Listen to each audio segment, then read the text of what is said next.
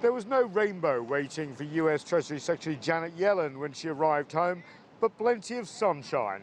And that is how the US media and business community are largely greeting her trip. The US media and financial community have welcomed the fact that Yellen met with her Chinese counterparts face-to-face for the first time.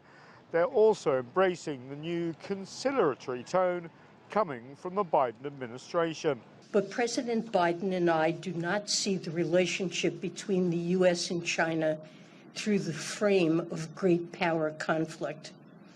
We believe that the world is big enough for both of our countries to thrive. Both nations have an obligation to responsibly manage this relationship, to find a way to live together and share in global prosperity. One commentator in the influential US business magazine Forbes put it this way: communication is finally occurring, which should stabilize the relationship as the US needs China just as China needs the US. US and global investors in US multinationals such as Apple, Tesla and ExxonMobil should exhale as a dial down of tensions lowers the potential of curbs on US multinational companies operating in China. But many US business groups have so far been quite silent.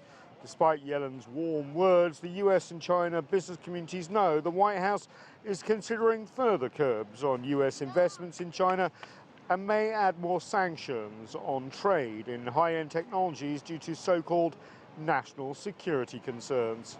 I was able to explain to my Chinese counterparts that if we do implement such restrictions, that we will do so in a transparent way through a notice of proposed rulemaking with comments part of the normal process of adopting rules in the United States. And I emphasized that it would be highly targeted and clearly directed narrowly at a few sectors where we have specific national security concerns. I want to allay their fears that we would do something that would have broad-based impacts on the Chinese economy. US trade groups and companies are also waiting to see if there's any let-up in the Trump-era trade tariffs imposed on hundreds of billions of dollars of Chinese imports into the US, which of course fueled inflation and helped sour the trade environment.